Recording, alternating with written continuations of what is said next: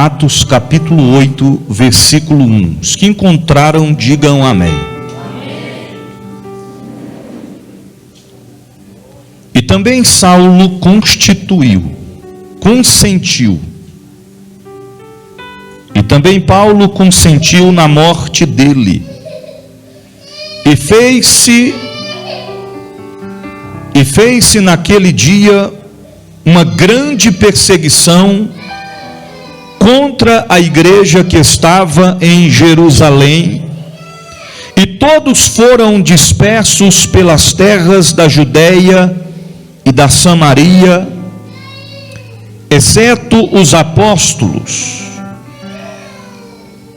E uns varões piedosos foram enterrar Estevão, e fizeram sobre ele grande pranto. E Saulo assolava a igreja, entrando pelas casas e arrastando homens e mulheres, e os encerrava na prisão. Mas os que andavam dispersos iam por toda parte anunciando a palavra. E descendo Filipe à cidade de Samaria, lhes pregava a Cristo. E as multidões unanimemente prestavam atenção ao que Filipe dizia, porque ouviam e viam os sinais que ele fazia. Pois que os espíritos imundos saíam de muitos, que os tinham clamando em alta voz, e muitos paralíticos e coxos eram curados, e havia grande alegria naquela cidade. E estava ali um certo homem chamado Simão, que anteriormente exercera naquela cidade a arte mágica, e tinha iludido a gente de Samaria, dizendo que era um grande personagem, a qual todos atendiam, desde o mais pequeno até o maior, dizendo: este é a grande virtude de Deus. E atendiam-no a ele, porque já desde muito tempo os havia iludido com artes mágicas. Mas como crescem em Filipe, que lhes pregava acerca do reino de Deus e do nome de Jesus Cristo, se batizavam tanto homens como mulheres, e creu até o próprio Simão, e sendo batizado ficou de contínuo com Filipe, e vendo os sinais e as grandes maravilhas que faziam, estava atônito. Os apóstolos, pois, que estavam em Jerusalém, ouvindo que Samaria recebera a palavra de Deus, enviaram para lá Pedro e João, os quais, tendo descido, oraram por eles para que recebessem o Espírito Santo, porque sobre nenhum deles tinha ainda descido, mas somente eram batizados em nome do Senhor Jesus. Então lhes puseram as mãos e receberam o Espírito Santo. E Simão, vendo que pela imposição das mãos dos apóstolos era dado o Espírito Santo, lhes ofereceu dinheiro, dizendo: dai-me também a mim esse poder, para que aquele que sobre quem puser as mãos receba o Espírito Santo. Mas disse-lhe Pedro: o teu dinheiro seja contigo para a perdição, pois cuidaste que o dom de Deus se alcance por dinheiro. tu não tens parte nem sorte nesta palavra, porque o teu coração não é reto diante de Deus. Arrepende-te, pois dessa tua iniquidade, e ora a Deus, para que porventura te seja perdoado os teus pecados, ou os pensamentos do teu coração, pois vejo que estais em fel de amargura, em um laço de iniquidade. Respondendo, porém, Simão disse: orai-vos por mim ao Senhor, para que nada do que dissestes venha sobre mim. Você pode dizer amém? Amém. Podeis assentar?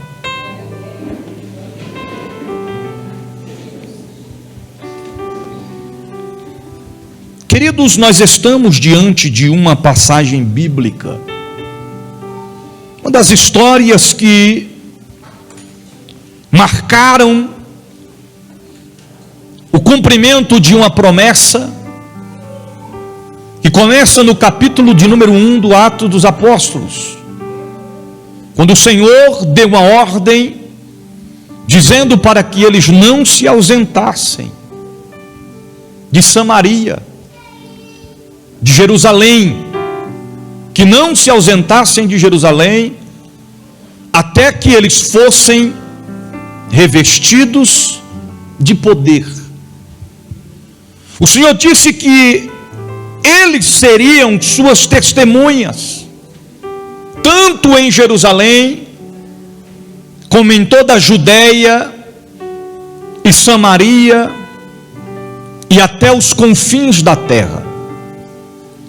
O evangelho era pregado em Jerusalém apenas, até que veio Pentecostes, a descida do Espírito Santo, que se cumpre no capítulo de número 2, quando todos estavam reunidos no mesmo lugar, e de repente veio dos céus um vento veemente, impetuoso dos quatro cantos, e encheu a casa, e todos foram cheios do Espírito, e falaram em línguas conforme o Espírito Santo lhes concedia que falasse.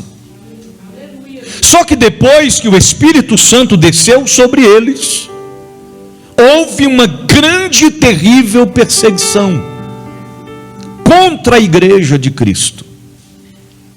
Os irmãos sabem que eles diziam que eles estavam embriagados, porque estavam cheios de poder do Espírito Santo, embriagados da unção de Deus, e muitos apontavam e diziam que eles estavam embriagados, até que Pedro toma a fala e defende o povo de Deus, dizendo: este povo não está embriagado.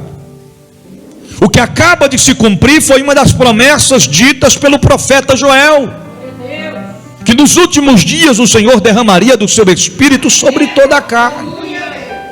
Os irmãos conhecem a passagem, e no sermão em que Pedro traz, a Bíblia diz que quase 3.000 almas se converteram ao Senhor Jesus. A igreja agora tem a oportunidade de se expandir. A igreja está cheia da presença de Deus. Só que a perseguição começa a amplamente intensificar. De natureza que os apóstolos permanecem em Jerusalém, mas alguns dos discípulos, alguns daqueles que foram chamados para cumprir o ID de Cristo Jesus, eles começam a se espalhar sobre a terra. E a Bíblia diz que nesses dias, já após o primeiro martírio, que foi a morte de Estevão, morto por apedrejamento, a Bíblia diz que Saulo começa mais uma vez a perseguir o povo de Deus. No versículo de número 2, a Bíblia ainda diz assim: uns varões piedosos foram enterrar Estevão. Enquanto estes varões piedosos estavam sepultando Estevão, com grande pranto tanto sobre seu corpo físico. No versículo 3 a Bíblia diz que Saulo assolava a igreja, entrando pelas casas, arrastando homens e mulheres, e o encerravam em prisões. Em outras palavras, nem as mulheres eles respeitavam, nem as mulheres escapavam, arrastados pelas ruas, pelas praças, amordaçados, alguns com pés, mãos amarrados, segundo historiadores, torturados, presos em prisões. A perseguição agora é intensificada contra a igreja. O diabo, o inimigo de nossas almas, estava tentando intervir, impedir o propósito de Deus ser concretizado, a promessa de Deus ser cumprida.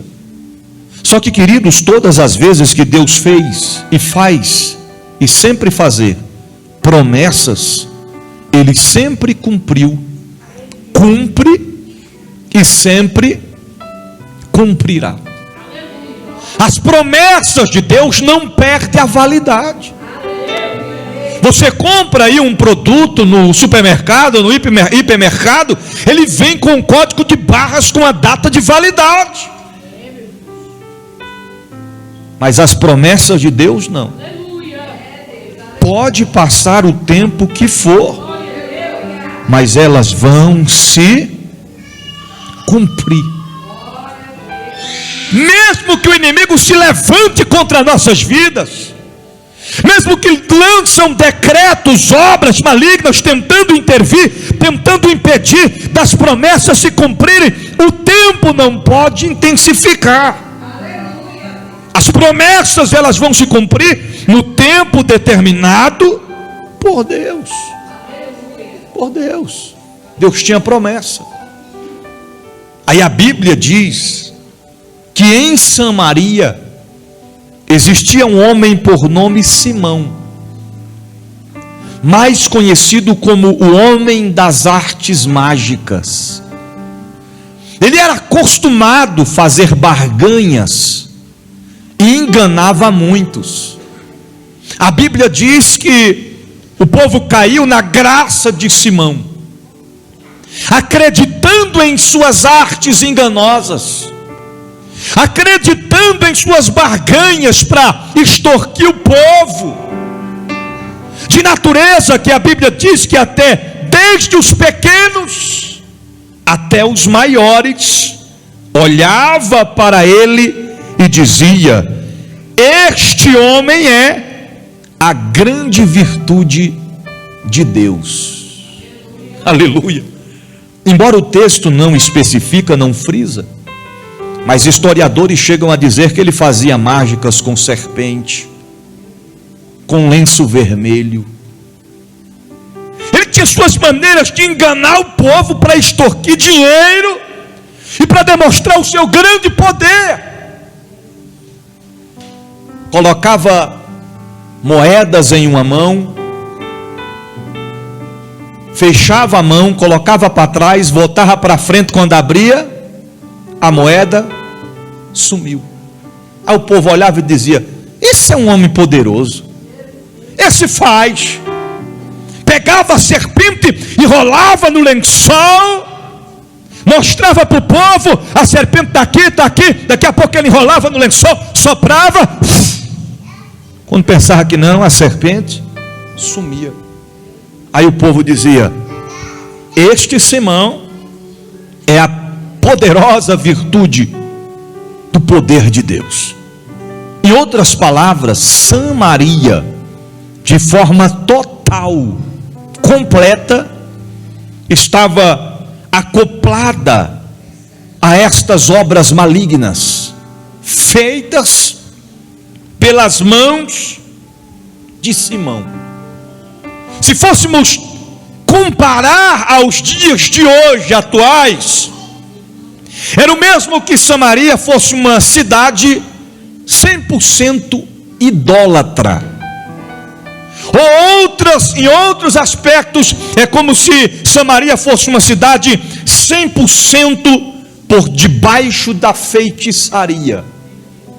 Eles não sabiam a respeito de Deus. Eles não conheciam verdadeiramente o que era a presença e o poder do Deus da Bíblia, do único e verdadeiro Deus, que governa, que controla, que manda, que desmanda, que abre, que fecha, que faz o impossível em tornar possível acontecer. Enganava muitos e se achava o grande. Achava e pensava que tinha poder, mas não tinha poder. Até que a Bíblia diz que quando muitos andavam dispersos, porque em vez do inimigo, olhe para cá, enquanto o inimigo tentou atrapalhar, perseguindo o povo em Jerusalém, o povo decide o seguinte: nós vamos nos espalhar. Uns vai para a Judéia, outros vai para Samaria. Eles iriam se espalhar para cumprir a profecia, porque este evangelho não seria pregado somente em Jerusalém, mas o Senhor disse que em toda a Judéia e em Samaria e até os confins.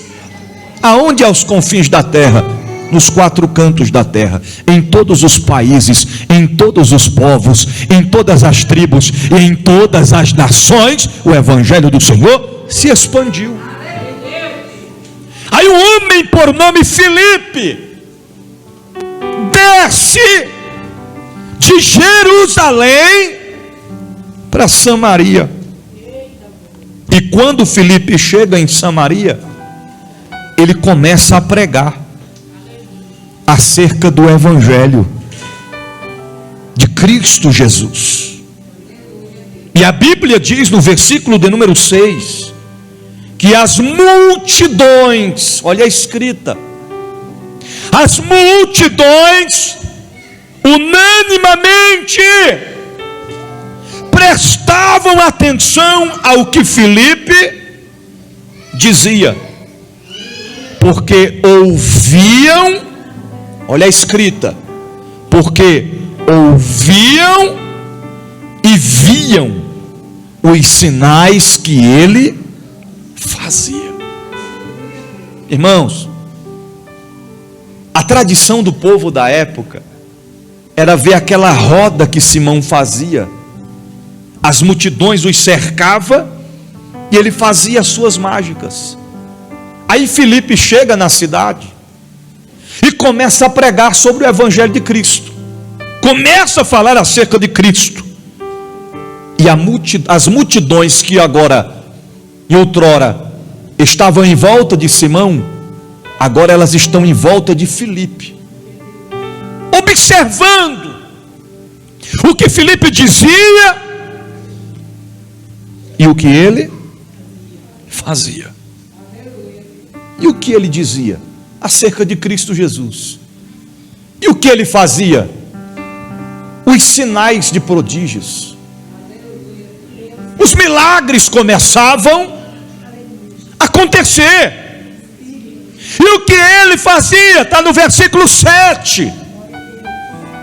Os espíritos imundos saíam de muitos, não eram poucos, de muitos que os tinham, clamando em alta voz, e muitos paralíticos e coxos eram curados. Eu fico imaginando Filipe pregando, e no momento da oração, o paralítico levantando da cadeira de rodas, o coxo jogando as muletas no chão, pulando, glorificando e adorando a Deus. Eu imagino Filipe pregando o evangelho, o cego enxergando, o mudo falando, a enfermidade sendo expelida, os demônios saindo do corpo de muitos, e eles olhando atônitos, espantados, vendo tudo que Deus fazia através da vida de Filipe. Aí a Bíblia diz assim no versículo 9, versículo 8: e havia grande alegria naquela cidade. Por que é que o texto bíblico expressa claramente E havia grande alegria naquela cidade. Sabe por que o texto frisa isso, irmãos? É porque anteriormente, antes de Filipe entrar em Samaria, só tinha tristeza, só tinha engano, só tinha extorquir as pessoas como Simão fazia, só tinha mentira, só tinha tristeza, fraqueza, sujeira, desgosto. Mas quando o homem de Deus colocou a planta dos pés em Samaria, o Deus da Bíblia estava com ele e trouxe paz, e trouxe alegria, e trouxe refrigério, e trouxe bonança, e trouxe milagres para a glória de Deus. Porque aonde chega um homem e uma mulher de Deus, tem que acontecer milagres. Em todos os sentidos. Irmão, um homem de Deus verdadeiramente, uma mulher de Deus verdadeiramente, aonde ela chega para resolver problemas, não para criar problemas. Há muitos anos atrás, assim que o real entrou, meu pai iniciando o trabalho missionário lá na cidade de Passos de Minas. Tem Patos de Minas e Passos de Minas, lá em Passos. Meu pai tinha um chevetinho velho mesmo, capenga, os pneus careca. Pensa num chevetinho velho, era o do meu pai. Mas ele saía daqui, do Goiás, Novo Gama, para Passos de Minas, cerca de, acho que dá 890 quilômetros, daqui até lá, dirigindo o chevetinho, para fazer a obra missionária. E um dia ele sai de casa, o dinheiro que ele tinha só dava para chegar na metade do caminho. E meu pai sempre foi um homem de fé. Minha mãe falava: Dedé, mas tu vai sair daqui de casa, só que esse dinheiro não dá para chegar lá. Ele dizia: não, minha filha, Deus vai prover, Deus vai cuidar, Deus vai suprir, Deus vai enviar, milagre vai acontecer. Só que o chevetinho dele era baixar, a cada quilometragem, uns 100 quilômetros que rodava, o óleo baixava. Aí ele comprou 7 litros de óleo e colocou no carro. Andava mais ou menos 100 quilômetros, parava, colocava 1 litro de óleo. Mais 100 quilômetros, parava, colocava 1 litro de óleo. Ele chegou a uma cidadezinha aqui, caminho de Minas.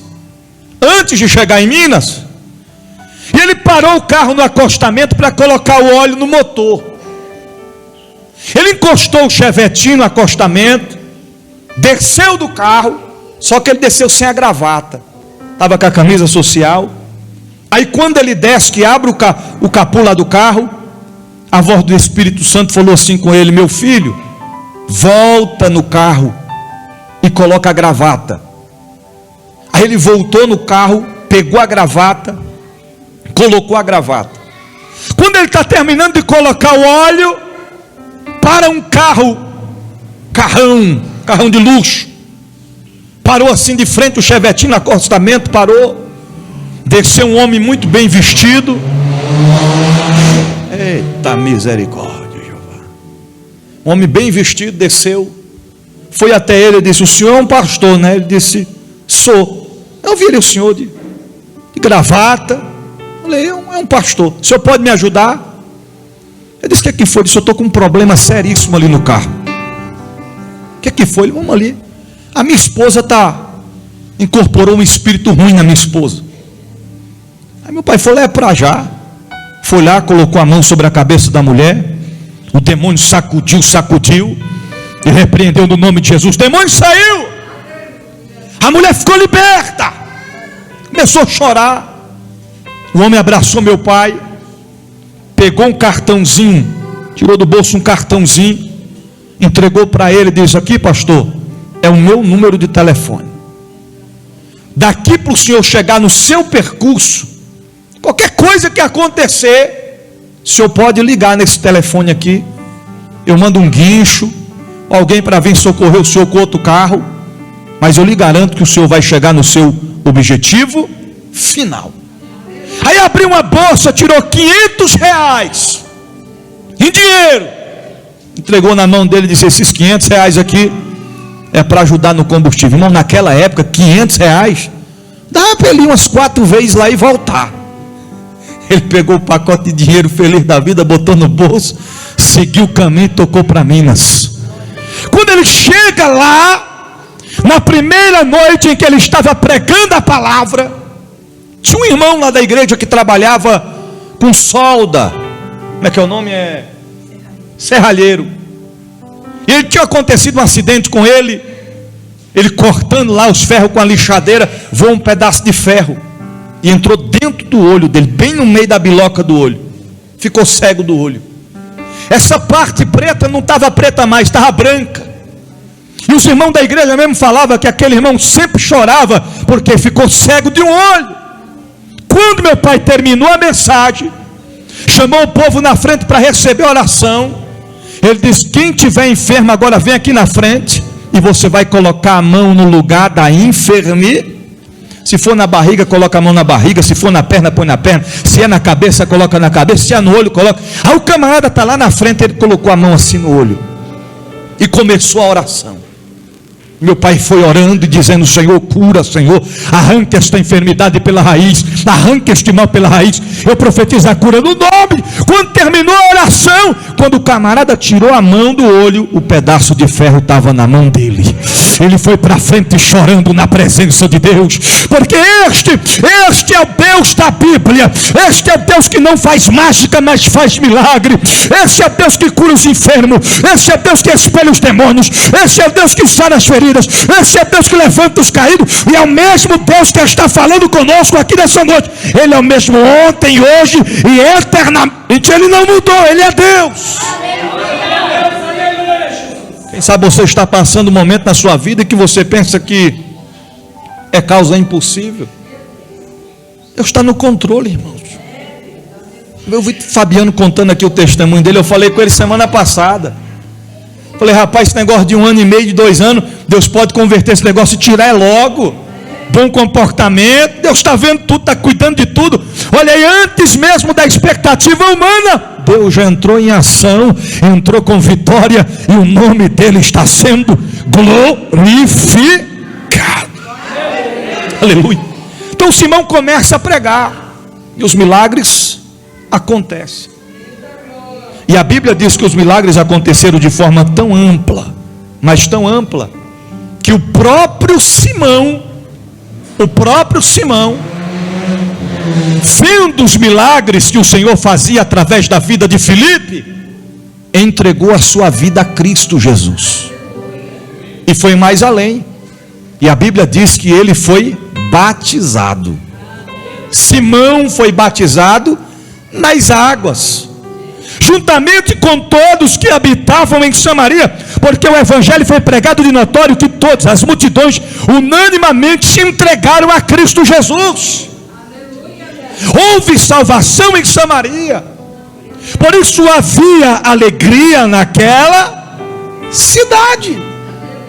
Aí a Bíblia diz que a notícia chega em Jerusalém, aonde ficou os apóstolos. E aí foram enviados até Samaria Pedro e João. Pedro e João estão vindo de Jerusalém para Samaria, cheios do Espírito Santo de Deus. E eles vêm com a missão, porque Filipe já estava batizando a muitos, em nome do Pai, do Filho e do Espírito Santo, batizando nas águas. Agora Pedro e João vêm trazendo a virtude do Espírito Santo, de natureza que a Bíblia diz que eles iriam impor as mãos sobre os que ali estavam, e eles seriam cheios do Espírito. Versículo 17, eu já estou terminando, versículo 17. Então lhe impuseram as mãos e receberam o Espírito Santo. Aleluia. Aí quando Simão, olha para cá, quem está me ouvindo, diga amém. Eu imagino que quando eles colocavam a mão sobre a vida de um deles, quando a pessoa recebeu o impacto das mãos, a pessoa começava a já, ó.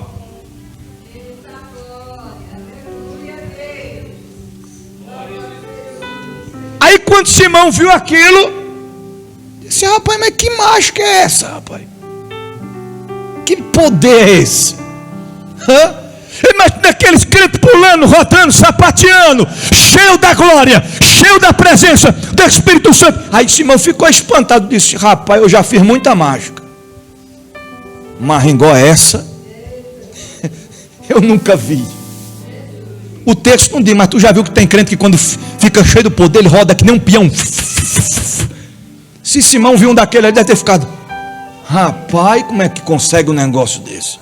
Eu já rodei o lenço para lá e para cá, mas um cabo rodar assim que nem um peão, eu nunca vi. Que mágica é essa? Que poder é esse? Simão já havia presenciado paralítico levantar, coxo levantar, cego enxergar, mudo falar, enfermidade sair, os demônios saírem, e agora ele está vendo um povo somente receber imposição de mãos e ficarem cheios do Espírito. Aí ele chega para os apóstolos, imagina ele chegando assim de cantinho dizendo: ó, quanto é que é?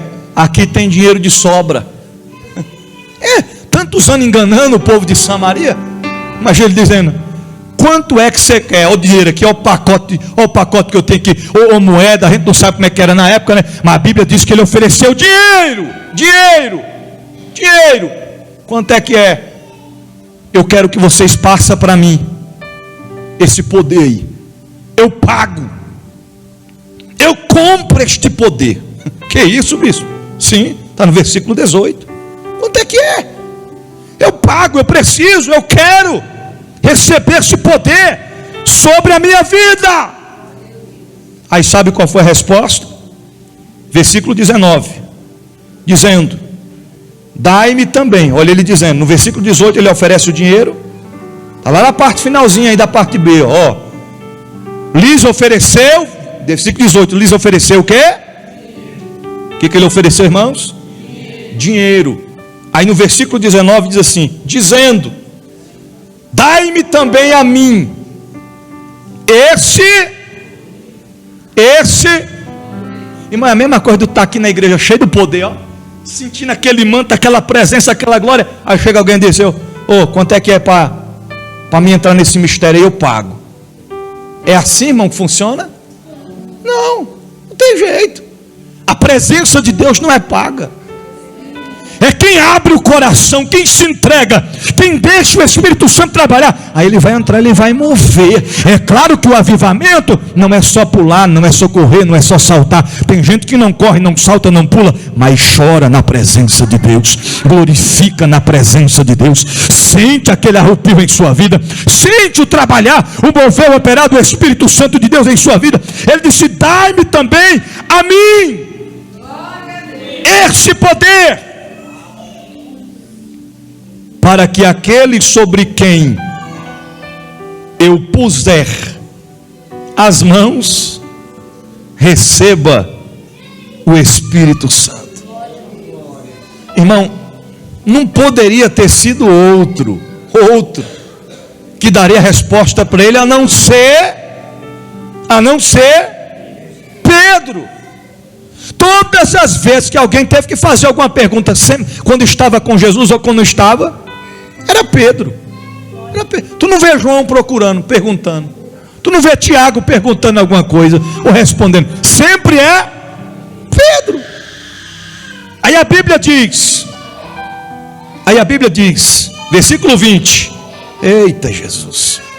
Mas disse-lhe Pedro: o teu dinheiro seja contigo para perdição. Sabe o que ele está dizendo? Esse dinheiro sujo que tu tem aí no teu bolso, esse dinheiro que veio de engano, de barganha, além da virtude do Espírito Santo não ter preço, esse dinheiro sujo teu aí fique com ele para a tua própria. Porque ele estava pensando que o dinheiro dele podia comprar tudo. E aqui a gente entende que dinheiro não é tudo, irmãos. Dinheiro não é tudo. Dinheiro não é tudo. Tem gente que só tem um pouquinho. A dizer, se eu tivesse mais, se eu tivesse muito. Deus conhece o desejo do nosso coração. Deus sabe que tem gente que se Deus der um pouco mais, Deus perde ele. Deus perde, por isso que Deus não dá. É desse jeito. Eu já vi gente trocar Jesus por coisa tão pouca. Tão pouca. Senhor, me dá um emprego, Senhor. Oh papai, eu quero um emprego. Pastor, ora por mim, eu preciso de um emprego. Eu estou desempregado. Se o Senhor abrir essa porta de emprego, eu vou ser um ofertante, eu vou ser um dizimista, eu vou fazer a vontade de Deus, eu vou fazer a obra de Deus. Aí Deus foi lá e abriu a porta de emprego. Aí quando o cabo recebe o primeiro, o segundo, o terceiro salário, está uma benção. Quando pensou que não, aquele dinheiro que ele pediu para Deus para ganhar, ele gasta no bar, bebendo cerveja, jogando sinuca. Ele vai para a gandaia. Ele usa na perdição a bênção que Deus colocou na mão dele, na mão dela, agora leva para lugar de perdição, porque se apega com as coisas deste mundo e abre mão das coisas que Deus lhe proporcionou. Eu costumo sempre frisar, eu não tenho tudo o que quero, mas tenho tudo o que preciso. Você pode frisar isso? Diga, eu não tenho tudo o que quero, mas tenho tudo o que preciso. Irmão, porque o pouco com Deus é muito, mas o muito sem Ele é nada. É desse jeito. Tem muita gente que você olha e fala assim, rapaz, esse milionário aí, ó, eu queria ser igual a ele. Irmão, tem gente que tem a conta recheada de dinheiro, mas não tem o nome escrito no livro da vida. Tem gente que ostenta tudo do bom e do melhor terreno, mas não consegue deitar no travesseiro e dormir em paz, porque é um peso na consciência, há uma perturbação, vive à base de remédios, vive abaixo de ameaças. É melhor a gente ter pouquinho, mas estar firmado na presença de Deus, buscando a Ele, glorificando a Ele, adorando a Ele, e o nosso nome está escrito lá no livro da vida, aguardando o dia do arrebatamento da igreja, aonde a gente vai morar, não em mansão de luxo da terra, mas numa cidade santa, onde a rua é de ouro e os muros são de cristais reluzentes. É para lá que a gente vai. Ele canta, me canta lá. Então ele tenta comprar, ele diz, eu pago. Não tem como, irmão. Não tem como, não tem dinheiro que paga. Pedro repreendeu a ele dizendo, aleluia, aleluia, aleluia, tu não tens parte nem sorte nesta palavra, porque o teu coração não é reto diante de Deus. Versículo 22, para a gente concluir. Arrependa-te, pois dessa tua iniquidade, e ora a Deus, para que porventura te seja perdoado o pensamento do teu coração, pois vejo que estais em fel de amargura e em um laço de iniquidade. Por que em fel de amargura? Porque embora Simão tinha entregado a vida a Cristo, tinha sido batizado nas águas, mas ele ainda não tinha nascido de novo. É por isso que tem gente que fala assim, esse negócio de descer nas águas e levantar, é nova criatura. Como é que eu conheço fulano que desceu nas águas, subiu e a vida continua do mesmo jeito, até mesmo pior? Porque não nasceu de novo. Porque para nascer de novo, irmão, tem que abrir o coração, tem que deixar Deus entrar, tem que abrir mão das coisas do mundo e se apegar com as coisas. Em outras palavras, tem que sair do Egito, mas o coração não pode permanecer no Egito. Tem que deixar de ser escravo, entender que você realmente não é mais, porque lembra do povo, o Senhor tirou o povo do Egito, mas o coração deles, o desejo deles, o pensamento deles, a vontade deles não tinha saído do Egito. Estavam no deserto, mas Deus tinha mandado maná. A roupa não envelhecia, Deus cuidava, Deus sustentava, Deus supria. Aí o povo ainda falava: ai, que saudade da cebola do Egito. Ainda olha para Moisés e diz: por que o Senhor não nos deixou lá mesmo no Egito? Então vai nos trazer para morrer aqui no deserto de fome. Irmão, Deus mandando carne com fartura para o povo, e o povo querendo comer cebolinha.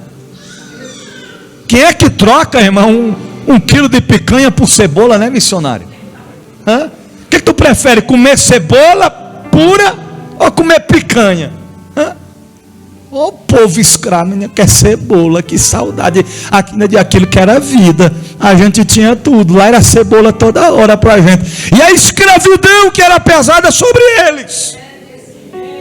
Os corpos deles não estavam no Egito, mas o coração ainda estava. Assim era Simão. Entregou a vida a Cristo, foi batizado nas águas, mas sabe qual era o fel do seu coração? Ele estava furioso, porque agora eu não ganho mais dinheiro com as mágicas. Depois que esse Filipe chegou, agora é só o Deus dele. Imagina que ele ficava olhando e pensando: como é que faz um paralítico levantar desse jeito? Só se eu combinar com alguém, só se eu planejar com alguém. Como é que faz um cego enxergar? Só se eu combinar com alguém. Como é que faz alguém ser cheio desse poder? Não tem como combinar, então eu vou tentar pagar, mas não consegue pagar, porque não tem preço. A unção que Deus colocou na minha, na tua, na nossa vida, ela não tem preço, não se paga, não se paga, não é comprável, é conquistada com o joelho no chão, a boca no pó, jejum em oração, obediência, fidelidade, esforço, dedicação, empenho, submissão, reverência, temor a Deus, obediência à sua palavra, seus mandamentos, estatutos, ordenanças e as suas leis, é permanecer firmados em Deus e Ele em nós.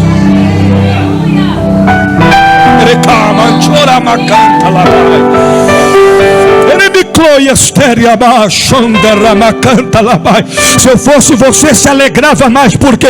Porque o mundo não tem o que você tem, o mundo não tem o que nós temos. Eles têm alegria momentânea, instantânea, passageira. Se eles pudessem, até comprava, pagava pela alegria que nós temos, pela paz que nós temos, pela presença que nós temos, mas não pode pagar, porque não tem preço, não está à venda, não está em troca. É de Deus para nós, é de Deus para o homem e para a mulher. Quem está entendendo, levante a mão para o céu e glorifique ao Raboni da Galileia nesta noite.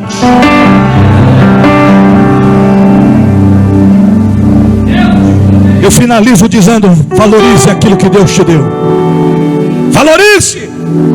Você pode não ter R$1 no bolso, mas se você tem a presença de Deus, você tem tudo. Mesmo na prova, você tem a presença. Quando Davi pecou e confessou ao Senhor, no Salmo 51, ele disse: Senhor, não me lances fora da tua presença, nem retires de mim. Ele sabia que ele poderia perder bens, até mesmo a admiração de quem estava em sua volta, mas a presença do Espírito Santo não. Porque se o Espírito Santo de Deus estiver conosco, pode vir tempestade, pode vir provação, pode vir levante, que nós vamos permanecer firmados. Avivamento é isto. Avivamento é ter a presença de Deus, não só de dia, mas em todo o tempo. Avivamento não é sentir a presença de Deus somente enquanto pregamos, ou enquanto louvamos, ou enquanto estamos na igreja. A presença de Deus, o verdadeiro avivamento, é em todo o tempo. É em casa lavando as louças e sentindo a presença de Deus. É no ônibus indo para o trabalho e sentindo a presença de Deus. É mesmo com portas fechadas, no meio da prova, no meio do deserto, no meio da angústia, enfermo, se arrastando, quase parando, mas ter a presença de Deus na vida. Isto é avivamento. Filipe levou para Samaria o que ele podia oferecer. Ele não levou ouro, ele não levou prata, mas ele levou consigo a presença de Deus. Filipe leva a palavra E Filipe leva sobre eles a palavra do batismo nas águas. Aí vem os apóstolos, aí vem Pedro e João. Não estão trazendo consigo o batismo nas águas, mas estão trazendo consigo a virtude do Espírito Santo de Deus. Ei, permaneça firme, não desista, não para. A luta está grande, a tempestade está soprando, parece que você não vai conseguir, mas o Deus da Bíblia marcou essa noite para dizer: persevera, persevera, não temas, prossiga, avança, te prepare, vai acontecer o avivamento, queira o inimigo ou não, na tua vida, na tua casa, na tua história, na tua saúde, no teu trabalho, no meio dos teus. Deus vai trazer o avivamento verdadeiro. Mágica ou milagres? O que nós queremos para a nossa vida? Mágicas ou milagres? Verdades ou mentiras? O evangelho que muda a história do homem e prepara para o céu, ou o evangelho que prepara o homem para ficar aqui na terra? Porque nos dias de hoje a palavra está sendo, e quanto mais a palavra se prega, não vou generalizar, mas muitos viram as costas para a palavra. Essa semana eu estava vendo uma matéria no YouTube, uma fila de mais ou menos quase que 1000 pessoas do lado de fora da igreja missionária Terezinha, esperando o culto começar. Sabe qual é o propósito lá? Revelação. Uma fila que some de vista. Você está entendendo? O culto começa às 19h, às 14h30 já estava lá aquela multidão, um empurrando o outro, um querendo passar em cima do outro para entrar, para receber profecia. Enquanto muitas igrejas você passa, não estou generalizando, foi na igreja que realmente, verdadeiramente prega a palavra de Deus como ela é, sem pôr e sem tirar. Você está entendendo? A palavra de vida. Você passa e a igreja está só esvaziando. Por quê? Porque estão rejeitando a palavra, vomitando a palavra e correndo atrás de profecias e revelações. A maior revelação, a maior profecia se chama palavra de Deus. E conhecereis a verdade, e a verdade vos, e a verdade vem pelo ouvir a palavra, porque a palavra de Deus é luz para os meus caminhos e lâmpada para os meus pés, embasados na palavra. Eu não tenho ouro, eu não tenho prata, eu não tenho dinheiro para vos oferecer nesta noite, mas o que eu tenho eu vos dou: a palavra de Deus, que transforma, que liberta, que muda a história do homem, que conduz ao homem à vida eterna. O caminho é estreito, a palavra é estreita, a porta é estreita, mas é que vai conduzir o homem à vida eterna. Se coloque de pé em nome de Jesus. Aleluia, aleluia. O que Filipe levou para Samaria mudou a história do povo, e a conclusão se fez que havia grande alegria naquela cidade. Guarde esta palavra no teu coração, e uma vez guardando-a, coloque em prática, porque nós não podemos ser apenas ouvintes, mas sim praticantes da palavra. Curve a sua cabeça, vamos orar. Senhor Deus, a tua palavra foi ministrada, foi pregada aos corações. A tua palavra não volta vazia. Cumpre em nós, Senhor, o teu querer. Cumpre em nós a tua vontade, o teu propósito. Não permita, Pai, que venhamos a desistir no meio do caminho, a perder as forças, a recuar, a desistir. Mas renova, Pai, renova as nossas forças. nos impulsiona a prosseguir em direção ao cumprimento da tua promessa. Abençoa os lares, abençoa as famílias. Ó Deus, que o Senhor venha realizar os teus planos em nossa vida, a tua vontade em nossa vida, porque a tua vontade é melhor e maior do que as nossas. Ó Deus, e que nós possamos experimentar a boa, perfeita e agradável vontade de Deus em nós, desde que nós obedeçamos a tua palavra, teus mandamentos, teus desígnios, teus estatutos, ordenanças e as tuas leis. Nos ajuda, Senhor. Fortalece os que estão fracos, alegra os que estão tristes, derrama sobre nós a tua presença e a tua graça. É o que nós te pedimos nessa noite e te agradecemos em o nome do Senhor Jesus. Amém e amém. Você pode dizer amém?